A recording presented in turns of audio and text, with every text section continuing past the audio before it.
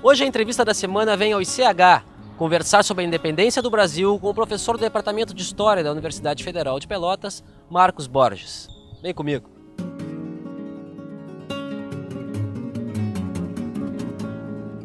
Desde a segunda metade do século XVIII, né, a América Portuguesa ela já tem uma outra cara, né? Colônia rica, já mais rica que o próprio Reino de Portugal, né? Com uma economia diversificada, principalmente a partir do final do século XVIII, né? Você vai ter o algodão, o tabaco, o açúcar, né? A atividade pecuária, o próprio charque aqui, no século XVIII, né? Nucleado aqui. A expansão econômica muito grande, né? Impulsionada pela Revolução Industrial. O sistema colonial, né, da era moderna, ele se torna inoperante. Então vai haver uma pressão muito forte, né, por parte desses setores mais dinâmicos, né, camadas sociais, os grupos, inclusive as potências, né, estão mais à frente nesse processo de industrialização, no sentido de romper com o pacto colonial.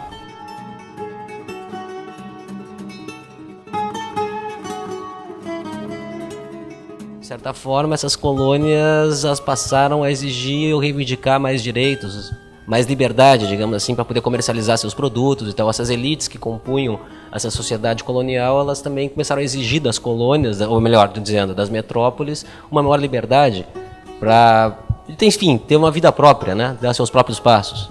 Sim, e essa crise, né, do sistema colonial, ela é um processo coetâneo à crise do antigo regime, a crise do Estado absolutista, né, dizendo, né. Quer dizer, então as pessoas passam a lutar pelas chamadas liberdades, liberdade religiosa, liberdade civil, a liberdade política, né. Há uma tomada de consciência no sentido de que passa a acontecer nas colônias uma crítica ao status quo. E a expressão disso, no caso da América Portuguesa, já no final do século XVIII, pode chamar os movimentos autonomistas, em Minas Gerais, na Bahia.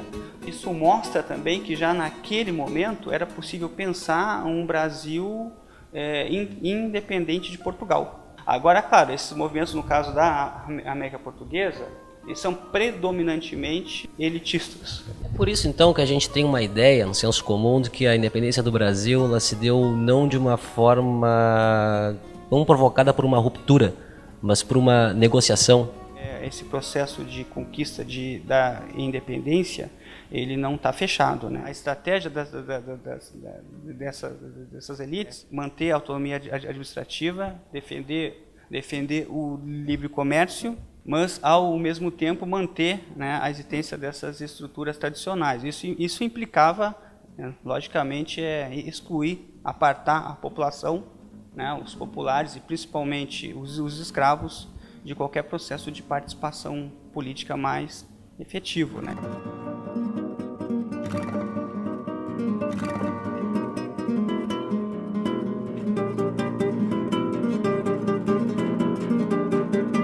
Negociou e o que foi negociado entre Brasil e coroa portuguesa para o Brasil se tornar uma ex-colônia de Portugal?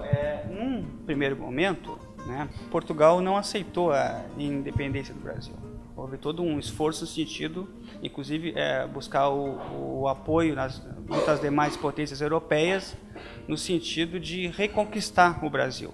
A Inglaterra era à época a principal interessada, né, no livre comércio, né, e se posicionando contra qualquer tentativa por parte das potências europeias no sentido de reestabelecer as suas colônias no Novo Mundo.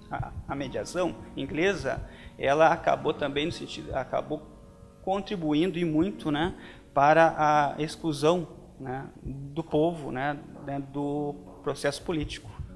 Obrigado, professor. Roberto Ribeiro para o quadro Entrevista da Semana.